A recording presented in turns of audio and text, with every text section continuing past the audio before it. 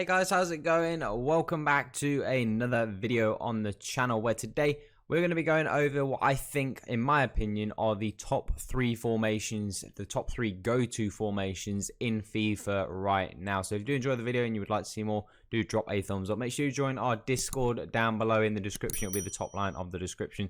Make sure you join our Discord. We have some good chats going on there about FIFA and just general things. So make sure you do go and join that. It would be really fun for you. But without further ado, going into these top 3 formations. Now, starting off at number 3, I'm going to go with the 4-2-3-1. Now, this is not a formation that I personally like. I played with this just recently. I think it was yesterday or maybe the day before in the draft. And I just don't like it. It's not a formation that I like, but it is a formation that, number one, is really, really popular with the pros every single year because it is a very difficult formation to break down. It is a tough formation to play. Obviously, you wouldn't play Ronaldo at CDM. You would change it up. So I probably would stick Owen out there, Ballack in at CDM, and then obviously Marquinhos in at CDM. If I can get it without, yeah, whatever. Doesn't matter. Anyway, 4-2-3-1 is a top formation. It's really popular with the pros. And it's a tough formation to break down every year, you know, regardless of how you want to play. If you're somebody who plays the drop back one depth, which, you know, hopefully nobody who's watching this video does because it's not something I advertise and approve of. But it's a tough formation to break down. Even if you're someone who just plays like balance maybe, or whatever you play, it's a hard formation to break down. It's very compact, very solid. And it's very good for certain styles of FIFA. Now, if I was playing with this formation, I'd go balanced on the defensive style. I wouldn't try and press in it because it is quite a defensive formation. The starting position is quite defensive. I'd probably go for something maybe like a 4 or a 5 width. Again, you play to the strengths of a formation. The strengths of this formation is defense. So you have to play to the strengths of the formation. You know, you wouldn't try and play a super high depth with a 4-2-3-1 because it's quite a defensive formation. So you play to those strengths. So I'd probably play on something like 4 or 5. Offensive style, I would probably play on fast build-up. I do think in like the narrow compact formations, as I've said before, fast build-up works super well, and it's really tricky to play against in narrow formations, and it's just the most effective way to play. Offensive width, I'd probably leave on 5 players in the box on 5. I'd probably go for quite a standard setup if I was using 4-2-3-1. And then I think you probably can all guess you'd go stay back while attacking on the fullbacks. It's just a very good way to play. Most people would go with cut passing lanes, stay back while attacking on their CDMs. And this is like the typical 6-4 split, if you like. You know, Neymar I'd have on free roam, Ronaldo I'd have on stay central and get him behind, and then the 2 wide players I'd leave on balance. And that's kind of like your typical 4-2-3-1 setup. And it's tough to play against. You know, it's not my preferred way of playing. It's why I don't play the 4-2-3-1, but it's effective. It's one of those where you have to respect it because it's effective, but it's not a fun way to play FIFA. But if you're looking for a formation that's going to help you get more wins and be a bit more successful, but maybe take some of the fun out of the game, then this is the formation to go with because it's a tough one to beat.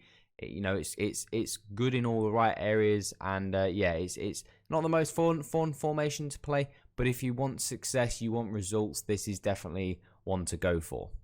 The second formation, the number 2 best formation, I would say is the 4-4-2. I think this is, I would probably say for me, this is the formation that I probably struggle against the most. I think it's a tough formation to play against, hence why it's on this list. You'd stick Marquinhos in there, and that's how I'd probably would play that setup. But the reason why the 4-4-2 I find so difficult is because even though there's no cam or CDM to kind of link from the CDM to link the centre-backs to the midfielders and the cam to link the midfield to the strikers, it's a really good formation to press in. I would arguably say it's probably the best formation in FIFA to press in, and pressing is quite a good thing in this game. Whether you're someone who uses the D-pad team press, this formation with the D-pad team press is so good. And just pressing in general, this formation is super good with. It's a really tough formation to play against. Very simple. You know, it's just a flat 4 in midfield, a flat 4 in defense, 2 up front. It's very simple, but it's really effective. And sometimes simple is a good way to play. Now, defensive style, again, I would probably go pressure on heavy touch if it was me. Again, working on a press works really well for this formation. Depth-wise, I'd move it up to around about 6. You know, defensive style I leave on balance because I think it's a pretty good defensive setup the way it is. Offensive style, I would probably go long ball. Again, this is a formation that fast build-up wouldn't work well in because you don't have CDMs or cams. Fast build-up works well with CDMs or cams in your team because that means there's a connect between your defenders and your mids and your strikers. Without that, it doesn't work super well. Possession could work for this, but it's just a bit slow for my liking, so I definitely would go with long ball, getting those strikers to run in behind. Offensive width, go for about 4. Want to get those wide midfielders a little bit narrower in a starting position so I can get them a bit more involved. And then the bottom 3 players in the box, corners and free kicks, I leave the same for every formation. That's individual based. That's not formation based. That's just, do you want players in the box? Do you want players in the box for corners? You know, so that's nothing to do with like the formation. That's just like personal preference. No relevance to the formation. And then moving across to the instructions, I'd have Mendy and Carlos Alberto again on stay back while attacking. Again, that's kind of standard. I'd have them on stay back while attacking. Allison, I would have on comes for crosses and sweeper keeper, which again I would have for every single formation. The 2 midfielders, I don't think Marquinhos would be the midfielder I'd use if I was using 4-4-2. You really want 2 kind of box-to-box midfielders. You want midfielders like someone like Ballack is perfect because he can defend and he can attack. Because the way I would play with these 2 midfielders, I'd have them on cover centre and I'd just have them on stay on edge of the box. And that's how I'd play with them because they are box-to-box midfielders. So someone like Ballack, you know, can when you're in a defensive shape, can make interceptions, can make tackles, is physical. But when you get into the attacking third, he has the ability to pick passes, to dribble, and to shoot because those midfielders do get into goal-scoring opportunities, so they do need to be able to score as well. That's why Marquinhos wouldn't be a great one because he hasn't got the offensive traits. Now, the wide players, I would have cut inside, and I would have them on getting behind again, working with that long ball technique. I don't really change too much in terms of the crossing runs because you have them on 5 on the tactic page. So if you was to change them on here, it kind of interferes with how your tactics play. Your tactics take priority over your instructions. So if you set your players in the box to like 8, for example, and you have this guy unbalanced, he's going to go into the box anyway because you've want 8 players. You know, you want more players getting into the box, hence why you had it on your tactics. So I don't really change them too much. And then the strikers, Ronaldo and Owen, I just have on stay central and getting behind. You don't have to have the getting behind tactic on because you've got the long ball tactic on, so you don't need the one getting behind. You can actually just leave them on mixed. But for me, if they're quick strikers, I want them running in behind anyway. So I just leave the attacking runs on. If you feel like you need someone to maybe link up the attack or the midfield, for example, you could actually have one of your midfielders on stay back while attacking, and you could have one of your strikers on. You could have one of your strikers on false 9 because now I wouldn't use Ronaldo as the false 9. It's just an example. He will now drop in and not play as a cam. He'll play as a centre forward.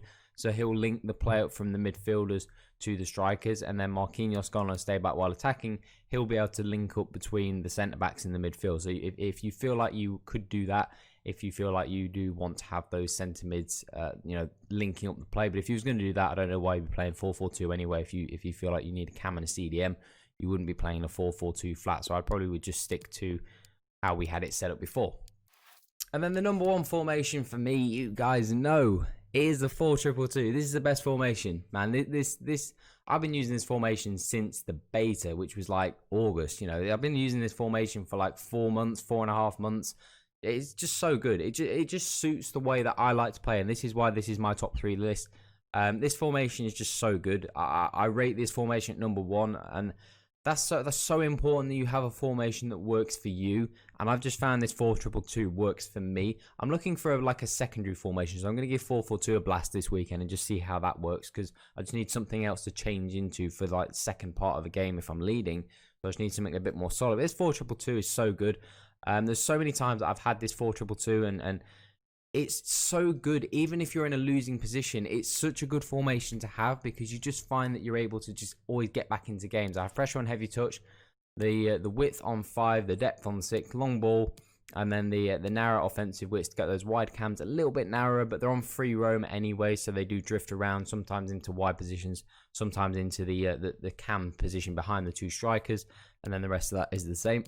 And then moving across to the instructions, I have stay back while attacking and conservative for all my defenders, because my 2 center midfielders, which are actually CDMs, I don't play them on stay back while attacking.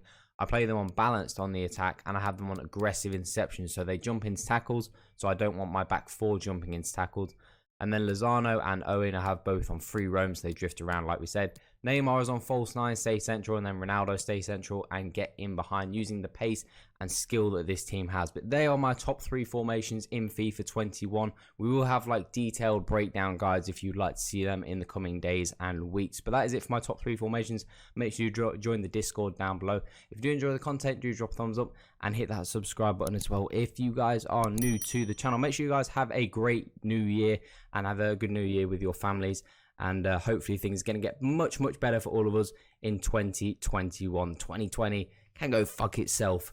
But that is all for today, guys. Have an awesome day. I'm out.